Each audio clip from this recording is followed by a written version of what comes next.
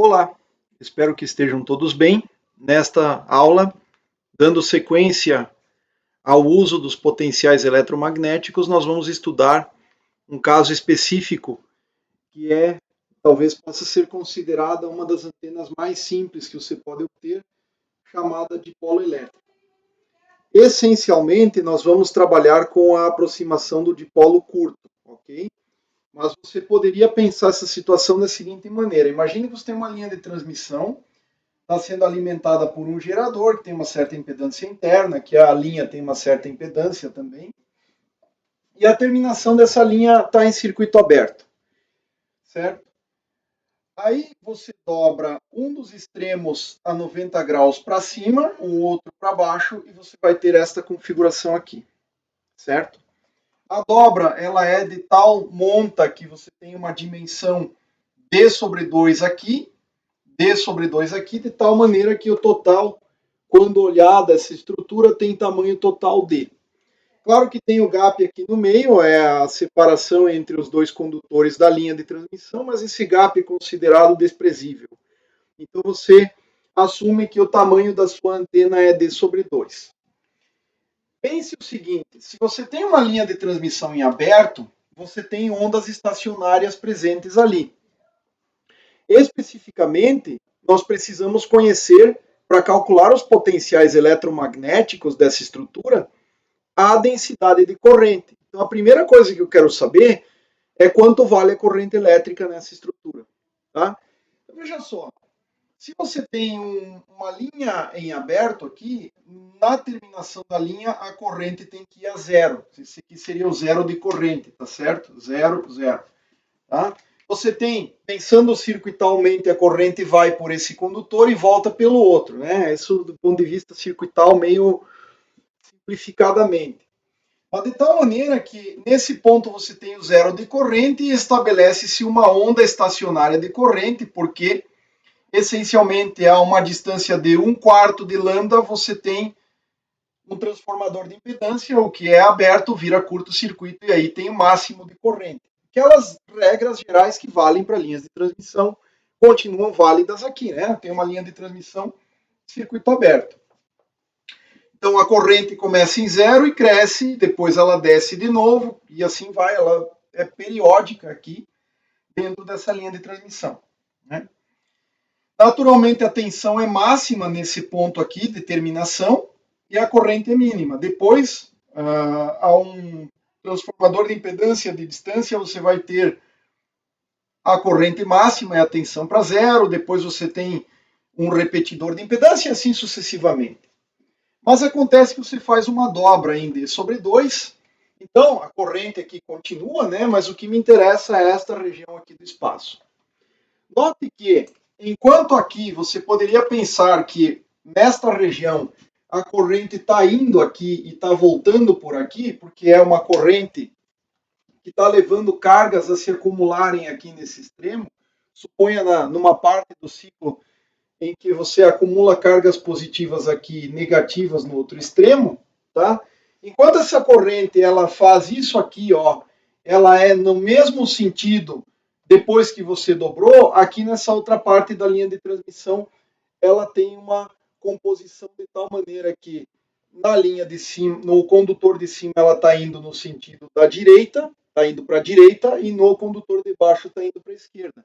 Então, se você calcular o efeito de radiação desta parte aqui, a tendência é haver cancelamento, né? As correntes meio que se cancelam ali, ainda mais considerando essa distância pequena. Então, olhando de longe, é como se isso aqui cancelasse exatamente aquele outro fator lá. Mas aqui, depois de feita a dobra, não, né? Olha só, a corrente está indo para cá, ó. Então, quando você dobrar, a corrente sobe. Ela sobe. E aqui a corrente está indo nesse sentido. Então, quando você dobra, ela sobe aqui também. Então, veja só, a corrente, depois de feita a dobra, ela atua no sentido, dado um instante de tempo, positivo do eixo Z. Depois inverte o ciclo, obviamente ela inverte, né? Ela é oscilante. E a ideia de dipolo elétrico aqui é porque, essencialmente, se você tem um circuito aberto, a corrente que está circulando, ela tende a, no semiciclo positivo, levar cargas positivas para cá, negativas e saindo cargas positivas aqui é porque elas saíram de algum lugar. Na verdade, é a corrente de elétrons, que em geral os elétrons vão contra o campo, então elétrons migrando para cá, eles vão migrar aqui e se acumular no extremo do condutor. Então você vai ter isso aqui, né? É um par de condutores. Esse aqui é o lado de cima, esse aqui é o lado de baixo, tá? E nos extremos você tem, porque não há tensão, energia suficiente para os elétrons serem expelidos do condutor, não há energia suficiente para haver faiscamento e expelir carga do condutor, assim como era aqui, tá? Há um acúmulo de carga positiva num extremo e negativa no outro, tá? E essa é justamente a ideia, com uma distância efetiva, tá? Que depende de onde é feita a dobra, essa é a ideia de dipolo elétrico. Daí o nome dessa antena, que é a antena mais simples, dipolo elétrico. É como se você tivesse equivalentemente uma carga mais, uma carga menos, separadas por uma distância d. Isso aqui é um momento de dipolo elétrico. O momento de dipolo elétrico é a carga que oscila no tempo aqui você tem menos Q de T, é a carga como função de tempo vezes a distância entre as cargas na direção de orientação aqui, eixo Z. Tá? Na linha de transmissão a gente adota o eixo Z aqui, ó. Eu vou adotar esse eixo como sendo o eixo depois da dobra, que esse aqui é o eixo Z. Tá certo? Então essa é a convenção que a gente adota.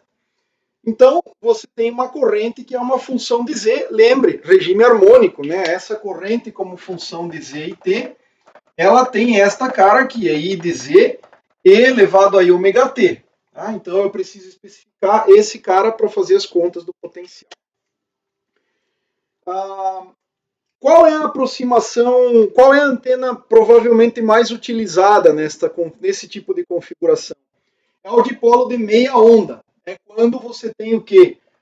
O lambda meio de distância total, que é quando você dobra a antena exatamente no 1/4 de lambda, que é onde está o pico da corrente aqui no centro. Você teria o pico.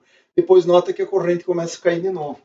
Então, a antena mais comum é a dobra em lambda quartos, de tal maneira que o tamanho total é metade de lambda. Né? Eu tenho lambda quartos daqui, o D sobre 2 seria lambda quartos, e aqui eu teria outro lambda quartos, então o D total vai te dar lambda sobre 2. Tá? E esse é chamado de dipolo de meia onda. Né? O dipolo de meia onda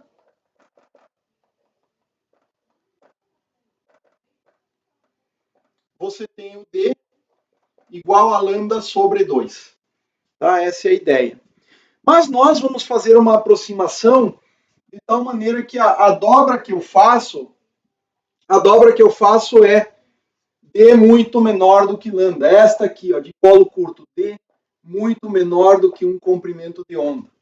A dobra é feita de tal maneira que pega só uma fração de tal forma que eu possa linearizar a expressão da corrente aqui.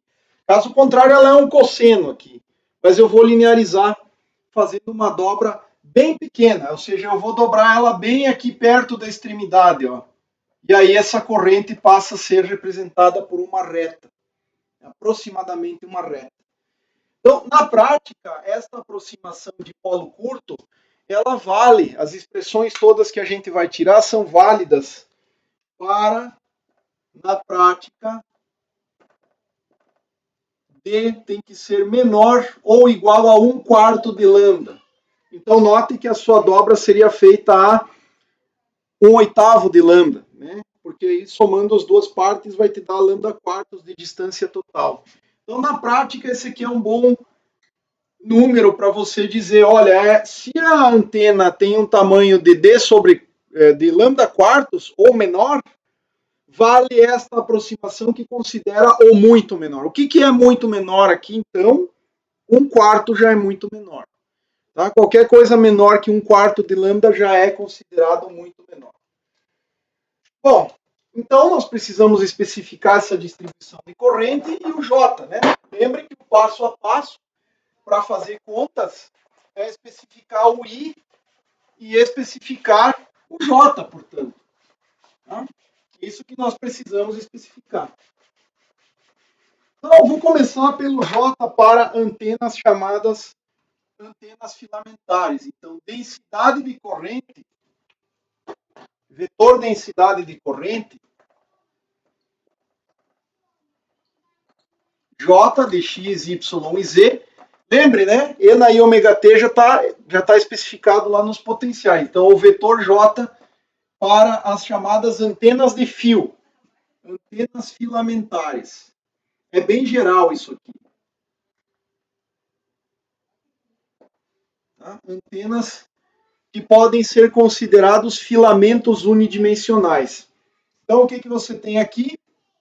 Você tem o eixo Z, você tem o eixo X e o eixo Y no nosso sistema de coordenadas.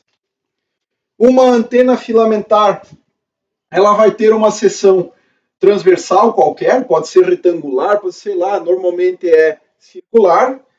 Você tem um fio aqui dobrado, eu estou representando o diâmetro do fio. É claro que aqui no centro está o ponto de alimentação, tá? Essa é a antena, então, essa aqui é a sua antena filamentar.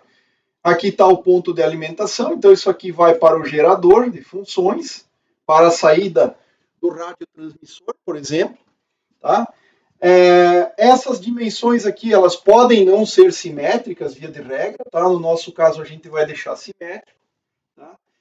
E essas dimensões desse cara, elas são de tal maneira que esse D total aqui, ó, esse tamanho total aqui, seja muito maior, o D é muito maior do que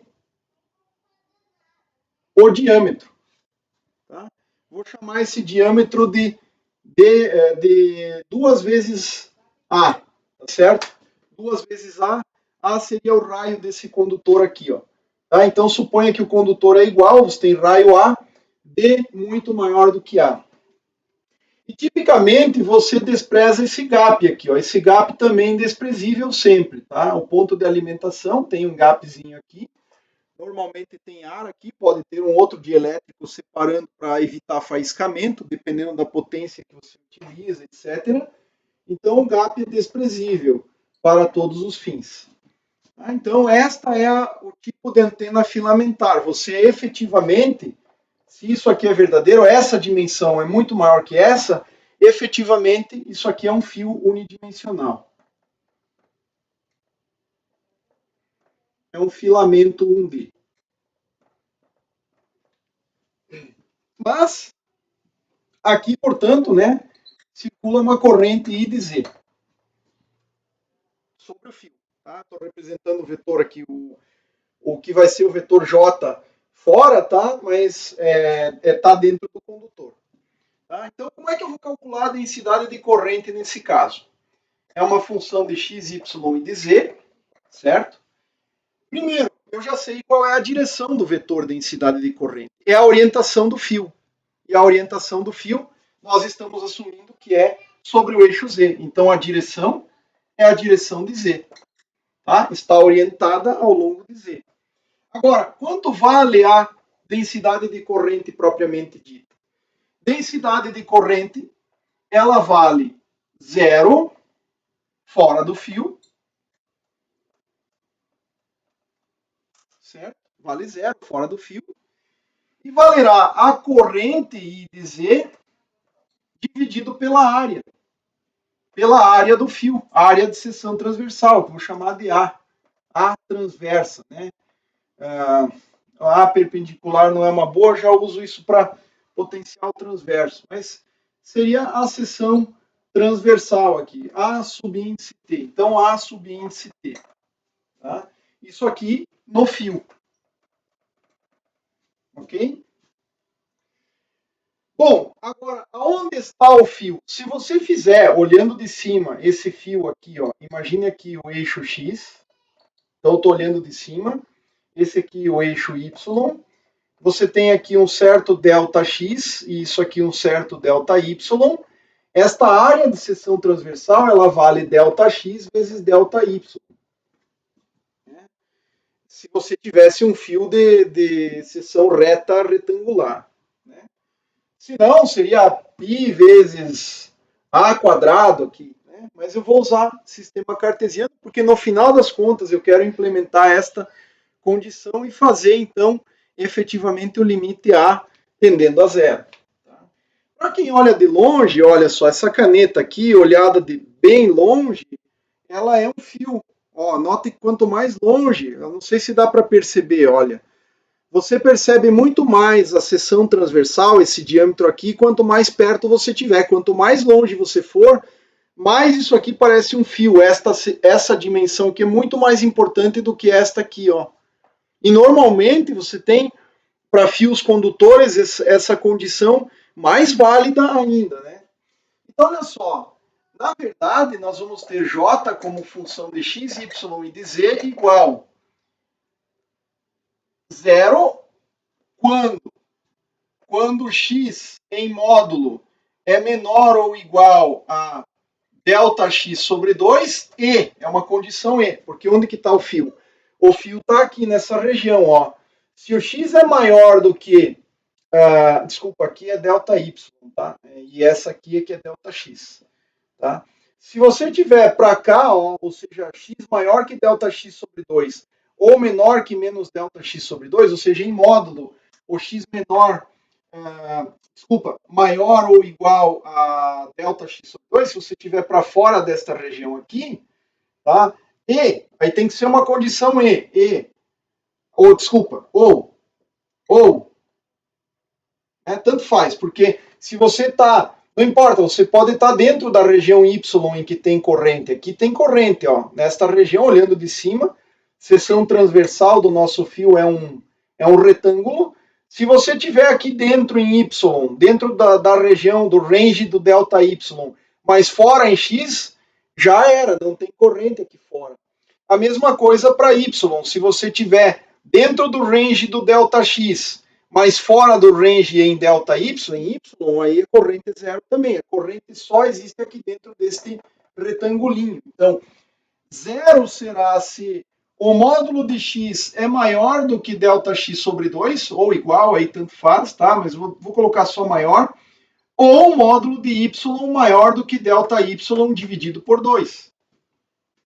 Nessa condição, a densidade de corrente é zero. Claro, a direção é z, né? Esse filamento de corrente transporta a corrente ao longo de z. Portanto, a densidade de corrente é um vetor apontando na direção de z. Agora, por outro lado, você vai ter I de z sobre delta x, delta y, se módulo de x é menor ou igual a delta x sobre 2 e, aqui é uma condição e, porque eu tenho que estar dentro da região válida em x e também em y. Então, e módulo de y menor ou igual a delta y dividido por 2. E aí o que a gente faz? Para ter um fio, nós vamos fazer o seguinte, olha. Nós vamos fazer o limite dessa equação, limite quando ΔX tende a zero e quando ΔY tende a zero. Tá? Então é um fio que tem uma seção transversal desprezível comparado com o comprimento, no limite tende a zero, mas transporta uma corrente I. Então note que se você tiver esse limite ΔX tendendo a zero e ΔY tendendo a zero, alguma coisa dividido por uma área nula vai te dar infinito. Aonde existe o fio, fora do fio é zero. Tá? Então veja só, esta função 1 sobre ΔX, tá? Se eu pegar só a parcela dependente de x, olha só, x. Que função eu tenho? Eu tenho 1 sobre ΔX, 1 sobre ΔX, entre ΔX sobre 2 e menos ΔX sobre 2 e zero fora dessa região.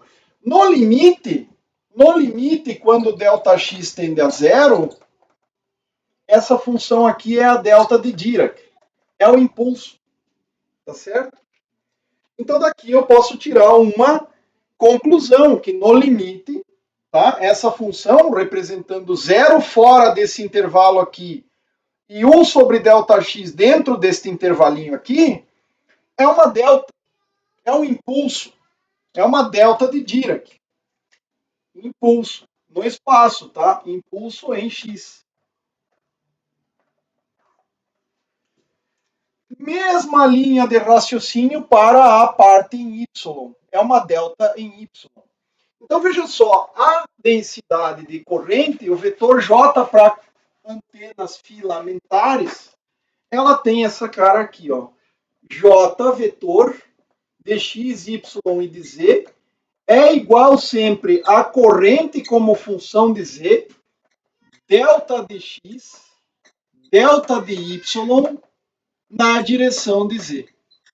Certo? E essa aqui é a nossa equação de número 1 desta presente aula. Essa é a forma geral para uma antena filamentar.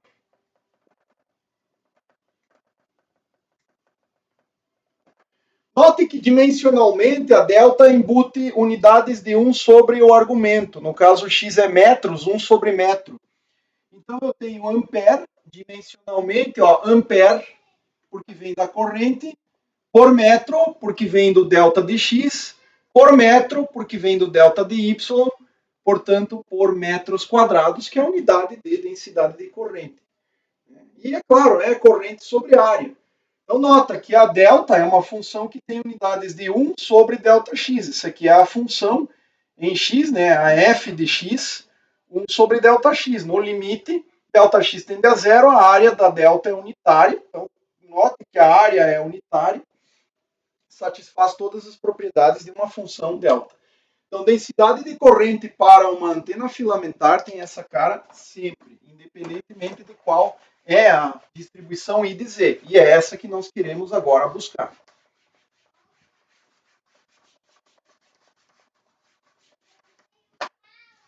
Bom, note também o seguinte, se você fizer a integral de J sobre a área, na área de seção transversal do fio, vou colocar esse A perpendicular do fio, você vai integrar aqui um JZ, né, esse número todo aqui, que depende de x, y e z, sobre dx, dy, né, porque o dA apontando perpendicular à seção transversal do fio, esse dA aqui, ele vai coletar somente aquela parcela dx, dy na direção de z, tá? Já que o j está na direção de z. E aí você vai ter, neste caso, você vai ter I de z, note que a integral é realizada somente sobre a variável x e y, as variáveis x e y. Então você tem um jz, que é esse negócio todo aqui, I de z não está sendo integrado, não está sendo integrado por conta de que a integral é só xy, integral de delta de x dx, integral de delta de y dy, e você pode estender essas integrais de menos infinito a mais infinito, porque ela só é valor não nulo em x igual a zero e y igual a zero. E a gente sabe que a integral da delta é 1, a outra delta também é 1, portanto, I de z. Ou seja, se você integrar essa distribuição de corrente, essa densidade de corrente sobre a área de seção transversal do fio, você encontra exatamente o que precisa, que é a corrente em cada altura z que você estiver considerando. Pois bem, qual é agora o nosso intento? O nosso intento especificamente é considerar I de z para o dipolo curto. Tá? Você está fazendo uma dobra que é menor ou igual a lambda quartos no limite. Tá? Na prática é isso aqui, na prática é isso. E você pode linearizar então. Agora vou colocar o z aqui e vou plotar o gráfico I de z. Note só, o fio ele está assim, tá? Ele está assim, orientado dessa maneira. Esse aqui é o eixo z. Você tem uma reta aqui e uma reta aqui. E o gap é desprezível. E exatamente nesse ponto, ao longo de todo o fio, você tem uma corrente de amplitude máxima, I0, exatamente no ponto de alimentação, e essa corrente vai para zero Aonde? Em D sobre 2 e menos D sobre 2, que é a dimensão total, se você centralizar a antena em Z igual a zero. Tá? Então, olha só, esquece o gap. Você teria um gap muito pequenininho aqui, mas você pode esquecer esse gap. Eu vou até mostrar aqui na figura, mas a gente vai esquecer. Tá? Você tem isso aqui, ó. É uma distribuição triangular, que tem amplitude de pico e zero, vai de menos D sobre 2 até mais D sobre 2. E se você calcular a área, esse valor vai ser importante para nós. Então, essa é a distribuição de corrente de um dipolo curto. É a linearização da distribuição de corrente, porque você dobrou a sua linha de transmissão bem perto da terminação. Então, a área, isso aqui é um parâmetro importante para nós, na nossa conta no futuro, aí, como vocês verão. Tá? A área disso aqui, a área desse triângulo, entre aspas aqui, tá? É uma integral, é a integral de I de Z dz de menos, poderia ser de menos infinito a mais infinito, tá? Porque estou integrando 0 de menos infinito a menos d sobre 2 e 0 de d sobre 2 para frente. Então a integral efetivamente é isso aqui. É só essa área do triângulo que corresponderá à altura, e 0 é a corrente de pico na alimentação da antena, largura da base, d, dividida por 2. Essa é a área de um triângulo. Altura vezes base dividido por 2. Então, aqui é exatamente o que nós temos. Altura é 0, base dividido por 2. Vamos desconsiderar esse gap aqui, ó, na região onde você teria ar. Então, é aproximadamente isso aqui. Tá? É aproximadamente 0D sobre 2. Então, o dipolo curto tem essa distribuição de corrente, cuja área, que é a integral da corrente sobre Z, te dá 0D sobre 2. D é o tamanho da antena, portanto. Bom, pessoal, então nós já conhecemos tudo o que precisamos para o cálculo do dipolo curto. Né? Dipolo curto refere-se a essa distribuição de corrente aqui, esta aproximação, e que na prática é para antenas com tamanho menor que 1/4 de lambda. Então, o que nós vamos fazer? Primeiro passo, calcular o potencial vetor.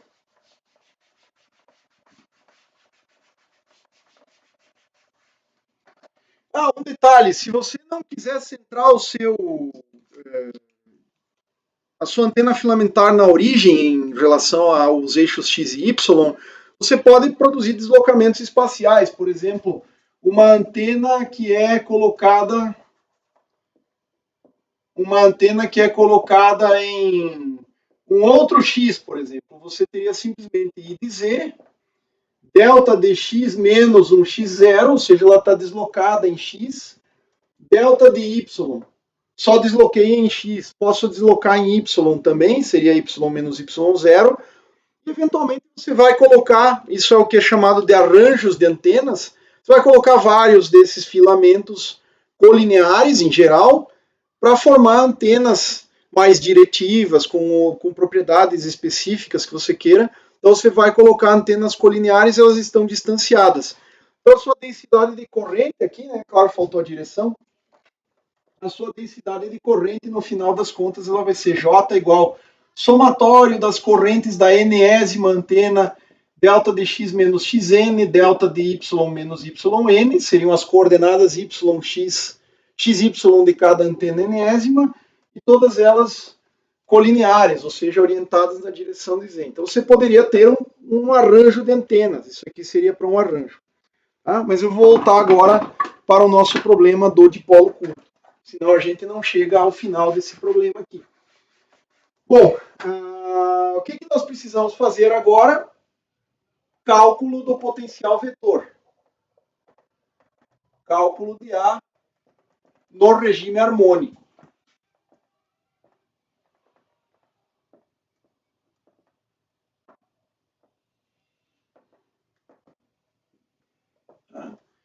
Então, na prática, veja só, o que nós temos que fazer? Nós precisamos, dado o A vetor, função da posição e do tempo, igual permeabilidade magnética, vou assumir que seja vácuo, μ0 sobre 4π, e elevado a ômega t menos kr, sobre R é o fator de onda plana, de onda esférica, desculpa, fator de onda esférica, vezes a transformada de Fourier da corrente que vai nos levar para o domínio K θ φ. Tá? Então, essa aqui é a nossa expressão número 2 desta aula, onde o J til de K θ φ vem a ser simplesmente a integral sobre o volume da fonte, J de R' e elevado a I K vetor ponto R' integrado sobre todo dV'. Lembre também que o K vetor é K na direção radial, certo? E eu posso escrever isso aqui simplesmente como um Kx, Ky e Kz. Posso expressar isso aqui em coordenadas, simplesmente em coordenadas, em componentes cartesianas. Né? Isso aqui seria Kx, Ky e Kz, que são as componentes na direção de x, y e z desse vetor unitário radial. Mas se você lembrar da aula passada, isso aqui é K seno de θ cosseno φ, a componente y é seno θ seno de φ, e a componente z é o cosseno de θ. Tá? Então, lembre-se disso. Então, nesse caso, a gente vai substituir aqui a equação número 1. E a nossa equação número 1 diz que J, como função de x, y e z, tá, é igual a I de z, delta de x, delta de y, na direção de z. Por enquanto, eu não estou nem calculando absolutamente nada específico para o dipolo curto. Isso aqui é genérico. Então, veja só, o J til de K θ φ vai ser dado por... Vamos lá, vamos fazer a inserção. A integral é sobre volume. Então, eu tenho uma integral tripla.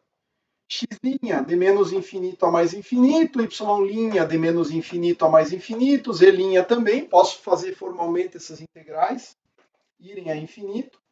I de Z tem que entrar linha aqui dentro, I de Z'. Delta dx tem que entrar aqui para dentro como variável linha. Delta de y tem que entrar aqui dentro como variável linha. E o vetor que indica a direção, ele também é calculado no ponto fonte. Então, isso aqui efetivamente seria o vetor unitário que indica a direção do vetor corrente, calculado nas coordenadas linha. Tá? Só que, especificamente, para vetores, para os versores cartesianos, eles são independentes. Então, AZ igual a Z'. Se você tivesse AX, é igual a AX'. AY é igual a AY'. Tá? Cartesiano funciona dessa maneira. Tá? Eles são uniformes. Uniformes e constantes no espaço. Mas, efetivamente, se você tivesse a densidade de corrente com componentes em outras coordenadas, como é o caso, por exemplo, de um loop, de uma espira de corrente, em que a direção da corrente vai ser o vetor unitário φ, entraria a φ índice linha, e esse cara depende da posição. Né? Por exemplo, se você colocasse uma espira de corrente deitada no plano XY aqui, você teria corrente só nesse filamento, e essa corrente teria componente somente na direção de φ. Note que, por exemplo, aqui o φ aponta para cá, e nesse outro ponto o φ aponta para cá, nesse outro para cá, e assim vai. Então, o vetor unitário φ, ele varia de um ponto para outro do espaço. Você tem que integrar ele, porque ele depende de coordenadas da fonte, tá? Então, está integrando a fonte aqui. Já o AZ não importa, né? Se você tiver, por exemplo, vou colocar aqui eixo Z, eixo X. Se você estiver considerando esse ponto, o AZ aponta para cima, aqui ele aponta para cima, aqui também, mesma magnitude, ele é uniforme em qualquer ponto do espaço. Então não importa mais que esse cara é constante. Então esse cara pode ser sacado fora da integral. Mas é importante tomar esse cuidado aí. Se a sua fonte tiver um vetor unitário que indica a direção da densidade de corrente e essa direção, que é esse vetor nesse caso, varia de um ponto para outro do espaço, tem que tomar cuidado na integral, porque isso vai ser integrado. Então, mas nesse caso aqui não há esse problema. Tá? Vezes quem? Esta exponencial, e elevado a ik. Agora veja só, eu posso escrever assim, ó, kx, x' mais ky, y' mais kz, z'. É o produto k.r'. Tá? E eu tenho que integrar sobre quem? dx', dy', dz'. Tenho que fazer essa integral. Lembre da seguinte propriedade, sempre que você integrar uma delta de Dirac, variável arbitrária aqui, tá? Alfa menos alfa zero, ou vou até escrever assim, ó, alfa' menos alfa. F de alfa' de alfa', a única coisa que você tem que fazer é olhar onde que o argumento é nulo, nesse caso aqui, ó, alfa' menos alfa igual a zero, corresponde a alfa' igual a alfa, você só troca no restante do integrando o valor de alfa' por esse aqui, alfa, e morreu aquela integral. Então isso aqui vira f de alfa, simplesmente. Então aqui, como é que eu começo a integrar esse problema? Comece pelas deltas. Sempre a gente começa pelas deltas. Então, ó, essa delta aqui, ela me diz o seguinte, x' é igual a zero, o argumento é só x'. Essa delta aqui me diz y' é igual a zero. Tá? Esses dois argumentos aí me dizem isso. Então a única coisa que eu preciso fazer é mata as integrais em x' e y', matar essas duas integrais, eliminar essas duas integrais, trocando onde aparecer x' por zero, onde aparecer y', zero. Então isso aqui vem a ser igual a uma única integral que restou, que é em z', de menos infinito a mais infinito, e de z' elevado aí kz z', dz'. Por que isso?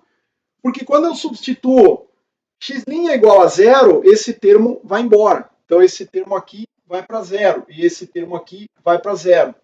Tá? Sobrou apenas i, kz, z' e já integrei esses dois aqui. Note que se você tivesse deslocado a sua antena para um determinado x0, você teria x' menos x0.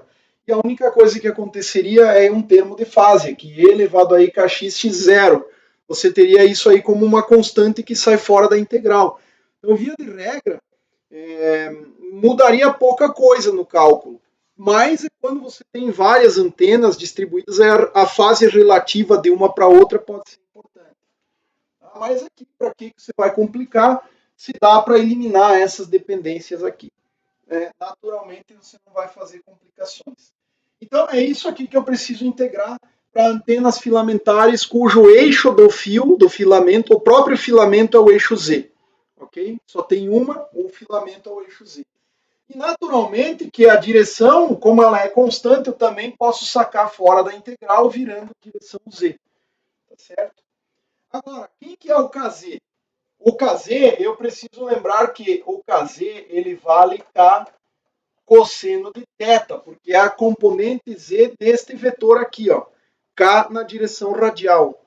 K na direção radial, veja só, se você tiver isso aqui, ó, vou colocar aqui só os eixos x e z. Se você tiver a partir da origem, um certo raio que é o vetor k apontando para fora da origem, é isso que é o vetor radial, tá? Qual é a componente z deste cara? Qual é a componente z? Qual é o kz? É o tamanho do k, que é o tamanho do vetor k, que é o módulo de k, é o 2π sobre lambda, projetado sobre o eixo z, só que sobre o eixo z forma-se o ângulo θ. Então a componente z é o tamanho total vezes o cosseno de θ. Então kz, k cosseno de θ. Então, pronto, isso aqui eu preciso substituir aqui. E aí, o que nós vamos ter? Nós vamos ter o seguinte, olha, isso aqui é igual a uma integral de menos infinito a mais infinito, i de z' e elevado a i k cosseno de θ vezes z' de z', tá? Na direção de z. Na direção de z. Então, me permitam apagar isso aqui. o que eu tenho aqui, onde J, vetor de K, θ, φ, para antenas filamentares, então eu preciso jogar isso na expressão 2, para antenas filamentares, o que nós temos? Para antenas filamentares em geral,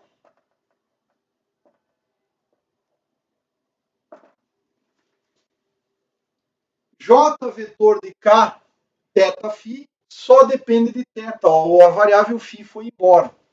Então isso aqui vira um J de K e θ, seria a nossa equação número 3, tá? E onde J de K e θ não depende mais de φ,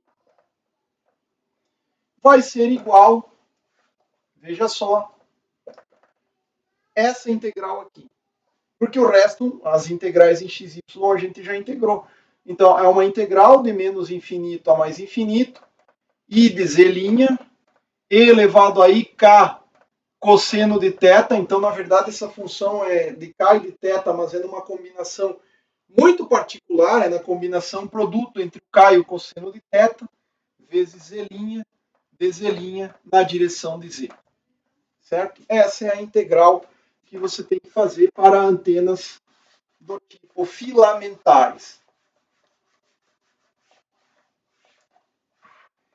Então, essa aqui é a expressão geral, equação número 4. Então, nota, a corrente está apontando na direção de Z, o potencial também aponta na direção de Z, nesse caso aqui. Para o dipolo curto, então, via de regra, isso é uma transformada de Fourier. Tá? Isso aqui é uma transformada de Fourier. Para o dipolo curto, D é muito menor do que lambda. O D é o tamanho máximo da antena. Você vai ter isso aqui, ó, o J-til, vetor de K e de θ, ele vai ser igual a uma integral de menos infinito a mais infinito, que vai virar uma integral de menos d sobre 2 até d sobre 2, porque de menos infinito a menos d sobre 2 não existe nada, tá? E de z', que é aquele triângulo, lembre lá, aquela função triangular, tá? Então lembre, isso aqui, ó, é a função, como função de z', ela é o triângulo aqui, ó, de menos d sobre 2 a mais d sobre 2, com amplitude de pico e zero. Esse aqui é o i de z', certo? Essa é a função que você está considerando especificamente. Então, fora desse domínio entre menos d sobre 2 e mais d sobre 2, zero na integral. Então, sobra só isso aqui. E elevado a ik cosseno θ z', dz'. Mas note que o k é 2π sobre lambda. Tá? O k é 2π sobre lambda. Então, este argumento que está aqui, ó, ele é da ordem de I 2π z' sobre lambda cosseno de θ. Vou escrever assim, né? O k como 2π sobre lambda. E qual é a nossa aproximação? A nossa aproximação é essa aqui, ó. O tamanho d da fonte é bem pequeno comparado com o lambda. E nesse caso, o limite superior, assim como o limite inferior, isso para cada z vai ter uma fase distinta e vai te dar então uma diferença de fase entre os vários pontos nessa integral. O máximo valor de z que você vai ter é d sobre 2 e o mínimo é menos d sobre 2. Então a máxima diferença de fase vai ser da ordem de, isso aqui é da ordem de i 2π d sobre lambda cosseno de θ, né? E, inclusive, se você pegar o limite superior, você vai ter o d sobre 2. O limite inferior é menos d sobre 2. Então, isso aí, no máximo, tá? E no mínimo, esse termo aqui vai ter esse tamanho aqui, ó, da ordem de d sobre lambda. Só que d sobre lambda é pequenininho. Então, todo esse argumento é pequeno, o que implica você dizer o seguinte, eu estava esquecendo a direção aqui, tá? Isso implica você dizer que esta exponencial aqui pode ser aproximada por 1 mais ik cosseno de θ z' mais ordens de k z' ao quadrado, tá? Porque aí é o termo seguinte da série de Taylor.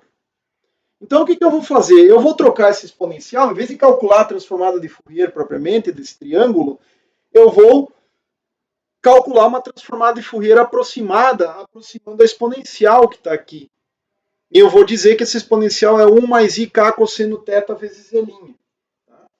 Então, olha só, essa integral aqui passa a ser igual à integral de I de z', na direção de z, de menos d sobre 2 até d sobre 2, que vem do 1, mais ik veio daqui, é o termo quadrado, é o termo seguinte na série de Taylor, ik, integral de menos d sobre 2 a mais d sobre 2. O cosseno de θ também é um fator comum, I de z' é um fator, desculpa, é uma constante de integração, eu posso colocar fora da integral também, vezes z', d', cosseno de θ, e naturalmente isso aqui também está na direção de z. Agora, note o seguinte, essa função aqui, ó, isso aqui é o que a gente já calculou antes. Então isso aqui vai me dar quem? A área, I0D sobre 2. É a área, né? É esta área daqui, ó. É isso aqui, ó. Na direção de Z. Certo? E esse outro fator aqui, veja só, eu tenho uma função par vezes uma função ímpar. Troque Z por menos Z, I de Z não muda nada, ó. Um Z aqui, o outro Z negativo aqui, o valor é o mesmo. Ela é função par. Então, I de Z', no nosso problema, nesse específico, é uma função par. Em outro pode ser outra coisa. Mas nesse específico é uma função par.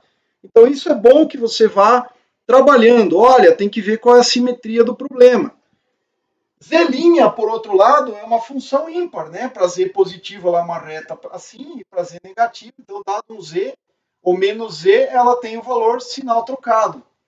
Então, essa função aqui, sempre que você integrar uma função par vezes ímpar, o resultado é ímpar. Par vezes ímpar é ímpar. Sempre que você integrar uma função ímpar em limites simétricos, tá? O resultado é zero.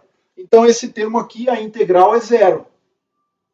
E em ordem mais baixa, esse aqui é o resultado que nos interessa. Então, para o dipolo curto, tá?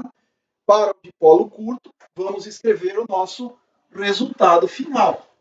Tá? Para o dipolo curto,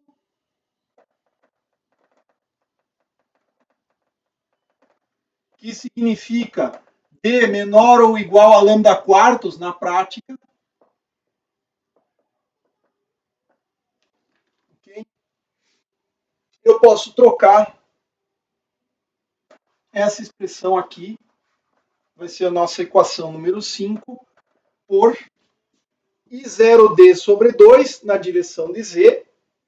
Aí, veja só, eu vou ter μ0, I0D sobre 2, que tem o fator 4π aqui, ficará 8π. O fator de onda esférica, direção de Z. Simplesmente trocamos por I0D sobre 2, essa expressão que aparecia lá. Né? No nosso caso, ele vale só I0D sobre 2. Então, para o dipolo curto, o potencial foi calculado. É esse valor aqui. Note o seguinte, tá? Em geral, o termo dessa exponencial aqui, ele pode complicar uma integral exata. Então, muitas vezes você expande em séries de Taylor, às vezes o fator primeiro dá zero, o segundo fator não dá zero, o terceiro dá zero. Aqui deu o primeiro não nulo, o segundo nulo, o terceiro não daria nulo, tá? Porque seria, de novo, uma função par, mas é uma correção menor. Eu teria algo proporcional a I de Z vezes Z', I de Z' quadrado na próxima integral. Então, assim, depende da antena. Tá? E cada termo é um tipo de momento. Então, por exemplo, esse primeiro momento é um momento de dipolo. Você vai ter momento de quadrupolo, momento de de polo magnético, se a antena for magnética, assim vai. Tá? Mas, no caso de uma antena filamentar, o correto é fazer essa integral aqui, o mais próximo da realidade que você consiga. E é uma transformada de Fourier, né? Ele te leva do domínio Z' para o domínio K cosseno θ. Bom, então esse é o resultado. Uma coisa importante que eu quase esqueço de mencionar é o seguinte, tá? Vejam só, antenas filamentares são fios orientados ao longo de Z.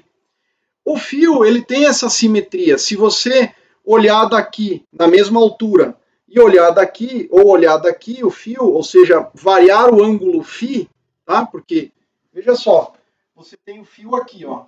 Esse aqui é o eixo X, esse aqui é o eixo Y, esse aqui é o eixo Z. Então, o fio está aqui, ó. Se você pegar uma certa altura, olhar do eixo X, ou olhar do eixo Y, ou de qualquer combinação, na mesma altura, o fio ele é idêntico. Então não há razão porque alguma grandeza física calculável a partir desta simetria tenha dependência em φ. Então não tem. Então tem simetria, essa simetria azimutal, né? É um cilindro. Então olhar daqui ou de lá não importa, está na mesma. Agora, por outro lado, como a gente vai ver, se você olhar de cima ou olhar daqui, faz diferença, tá? Ou seja, eu estou olhando o fio na mesma altura do fio aqui, ó. Veja só, isso aqui faz diferença se eu olhar ele de cima. Então, se eu olhar ele daqui, ó, é outra coisa que estou enxergando. Tá? Então, o ângulo θ vai importar na hora de fazer as contas. Tá? O ângulo θ é importante. Bom, qual é o próximo passo? O próximo passo, já temos isso aqui. Segundo passo, terceiro passo no cálculo total lá, né? Terceiro passo. Lembrem que o primeiro seria escrever a densidade de corrente, fizemos. O segundo seria calcular o potencial, fizemos. O terceiro passo, determinar os campos.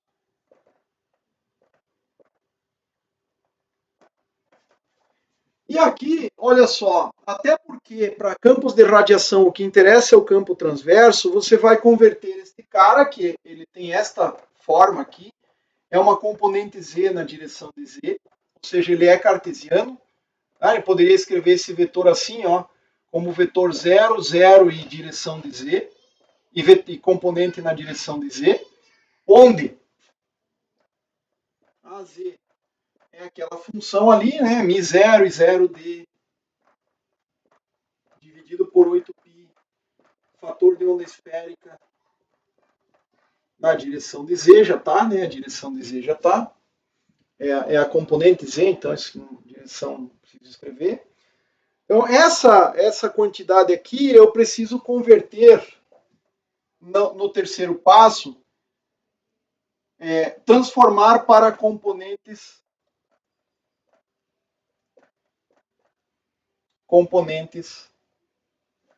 esféricas. Então eu quero, dado esse vetor aqui, poderia ter componentes x, y e z, eu quero achar o vetor com esta cara aqui, a r, a θ e a φ. Eu quero achar esta forma do vetor. O vetor é o mesmo, dado o vetor no espaço, olhando num dado ponto, o vetor propriamente é o mesmo.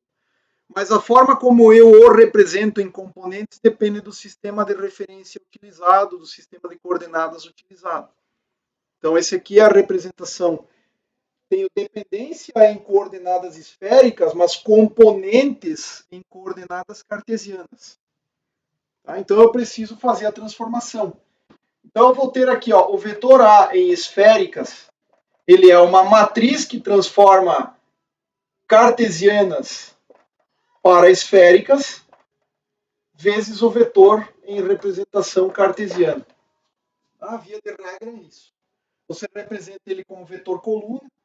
Então, via de regra, sua matriz de transformação, guarde bem esse resultado aqui, sua matriz de transformação, isso aqui de forma bem geral, tá? Se você tiver, suponha, o vetor dado no sistema 1, A vetor igual a 1 na direção de 1, mais A2 na direção de 2, mais A3 na direção do vetor 3 aqui, ou seja, 3 direções, e você quer representar esse cara aqui num sistema linha, digamos A1 linha na direção 1 linha, mais A2 linha na direção 2 linha, mais A3 linha na direção 3 linha. Tá? Cada base separadamente satisfaz as regras de ortogonalidade, ou seja, AI.AJ dentro da base sem linha é a delta de Kronecker. Dá 1, se I igual a J, 0 se I diferente de J. Da mesma forma, na base linha, vale a regra de ortogonalidade. Delta I linha, J linha. Tá?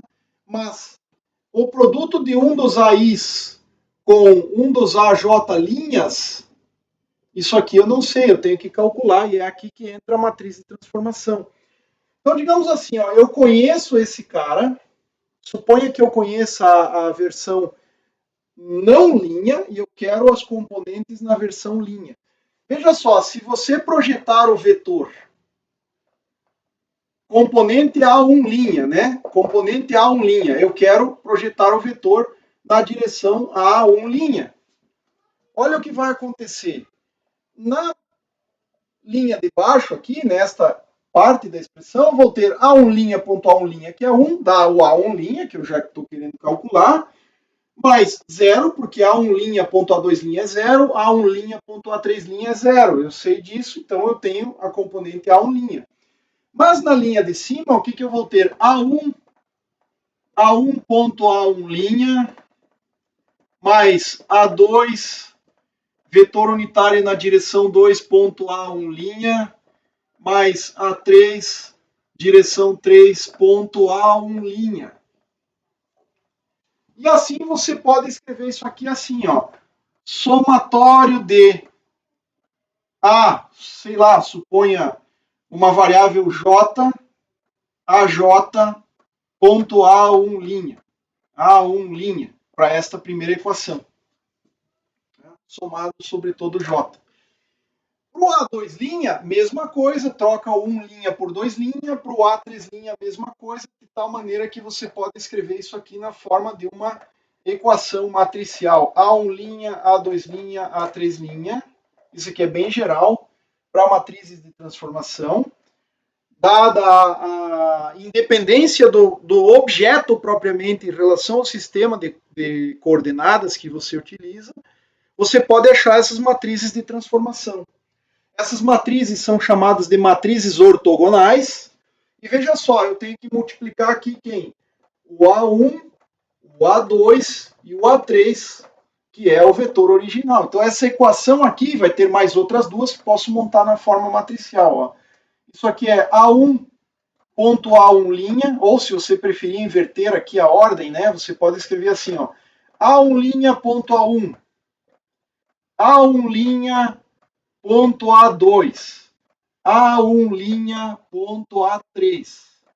Qual que é a próxima linha dessa matriz? A2 linha ponto A1, A2 linha ponto A2, A2 linha ponto A3. E a última é A3 linha ponto A1, mesma coisa, tá? A3 linha ponto A3, A3 linha ponto A3. Aqui é A3 linha ponto A2, desculpa. Tá? A3 linha ponto A2. Então essa aqui, esta matriz aqui, vou separar aqui para não ficar uma confusão gigante, tá? Essa matriz aqui é a matriz de transformação. Tá? Então, se você souber fazer esses produtos escalares dos vetores unitários de uma base com os vetores unitários da outra base, está tudo certo. Tá? Então, vejam só, o que nós estamos querendo calcular aqui? Nós estamos querendo calcular o seguinte.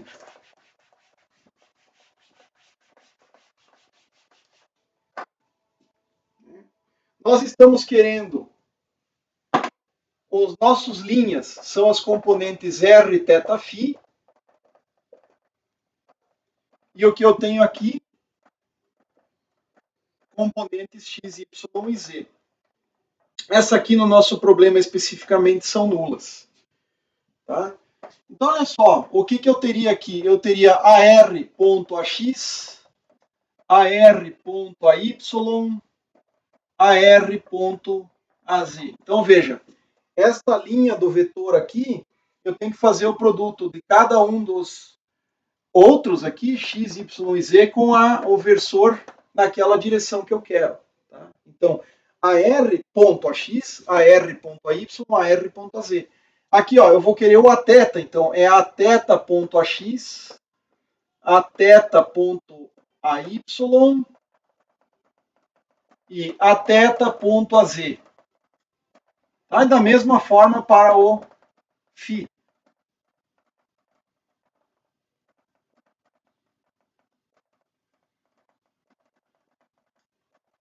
Ok? Então, são os nossos vetores unitários nas bases. A base linha é a esférica e a base não linha é a cartesiana. Só que note o seguinte, no fim das contas, isso aqui vezes zero não me importa, nesse problema em específico. Em outro problema pode ser que você precise, essas matrizes aqui, tá? Essas matrizes são ditas matrizes ortogonais.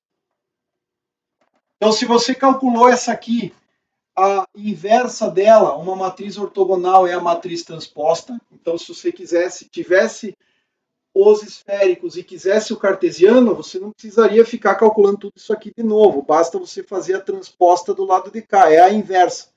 Tá?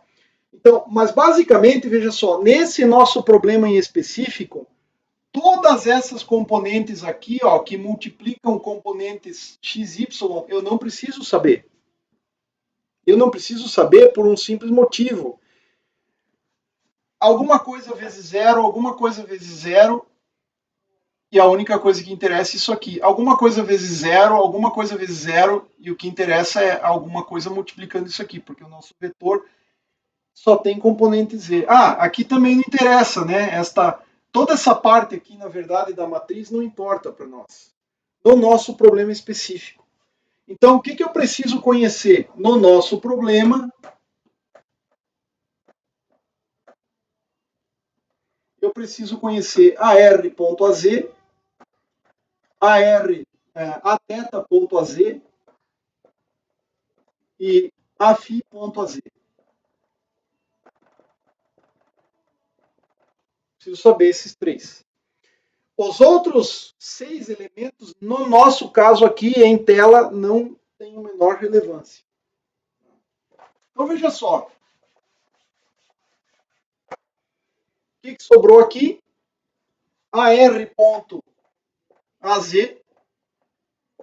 Se você olhar bem, você pode escrever assim, olha.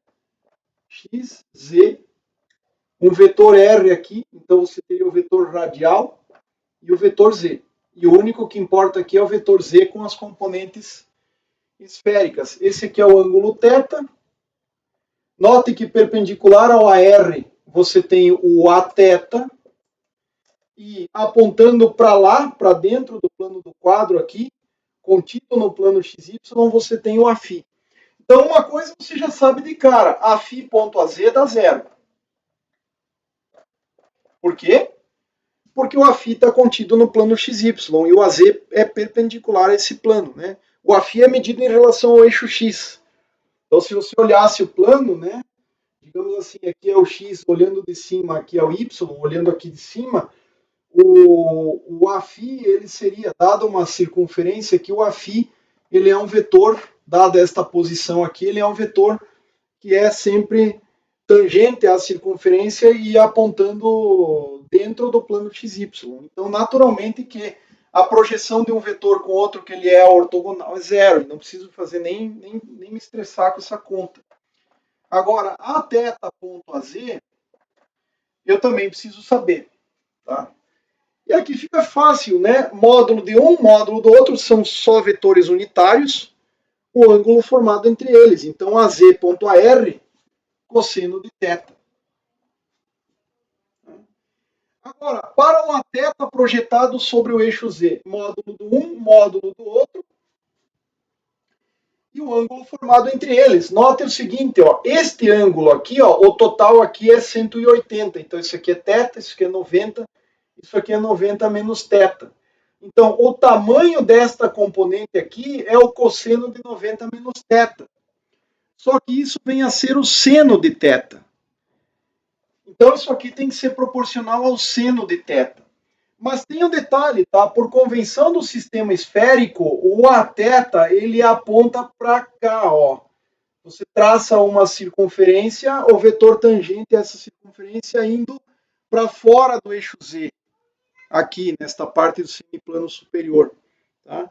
Então, naturalmente, que em termos de componente Z, essa componente é negativa. Por isso o produto aqui é negativo. Note que o AZ e o Aθ são antiparalelos nesta região aqui.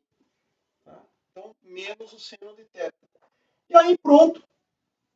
Basta, então, eu multiplicar para ter a componente radial. Né? Aqui, ó, AR vai dar o quê? Esta linha vezes tudo isso aqui. Ó. Multiplicar a componente Z do vetor que eu conheço por cosseno θ. A componente θ eu vou multiplicar pelo menos seno de θ, porque é a única coisa que vai ser não nula. E a componente φ é zero, porque este cara é zero.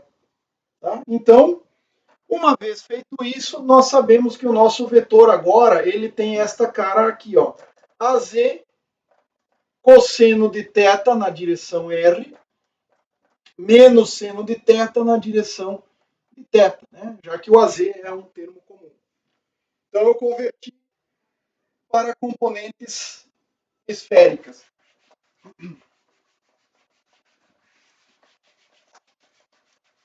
Acabei discutindo um pouquinho mais essa questão de transformação de coordenadas, isso talvez tenha estendido um pouco esta aula. Então veja só, o AZ, o AR vai ser quem? Vai ser μ0 e 0D dividido por 8π e elevado a ωt menos KR sobre R cosseno de θ. A componente θ desse vetor vai ser menos, porque vem do menos seno aqui, é a mesma componente Z, μ0 e 0D dividido por 8π, o fator de onda esférica, vezes o seno de θ. E o Aφ igual a zero. Tá? Então eu tenho essas expressões aí. Okay?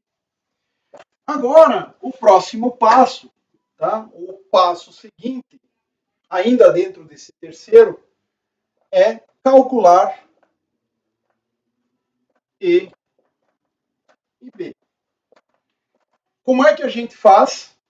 A gente calcula o rotacional de A, e esse rotacional tem que ser utilizando coordenadas esféricas, e o campo elétrico, se eu quero o campo elétrico total, eu vou ter IC quadrado dividido por ômega, tem um fator menos aqui, o rotacional desse B calculado, ok? Então essa é a conta que você vai fazer. Rotacional de A menos IC quadrado sobre ômega rotacional de B. Essas são as componentes, essas são as expressões, e isso aqui é usando o rotacional em coordenadas esféricas. Ok? Coordenadas esféricas. O que eu vou fazer aqui? Exercício, faça essa conta com cuidado. Isso está lá no material, se você buscar nos livros também é apresentado. Então, exercício. Determinar E e B.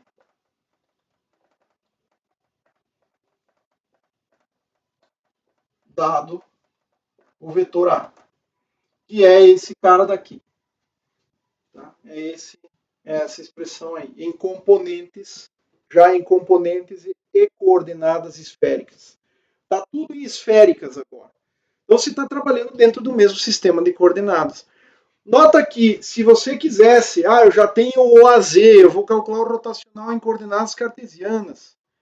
Mas aí você precisaria expressar R como raiz quadrada de x quadrado mais y quadrado mais z quadrado. Isso aqui é meio chato de fazer a conta. Tá? Você fica com um monte de termos espúrios aí. Então, a questão é a seguinte. Faça o exercício. Tá? Calculamos os potenciais. Na próxima aula, eu vou discutir rapidamente os aspectos dos campos, as dependências dos campos e as expressões para o campo distante. Nessa terminamos aqui. Façam o exercício, por favor.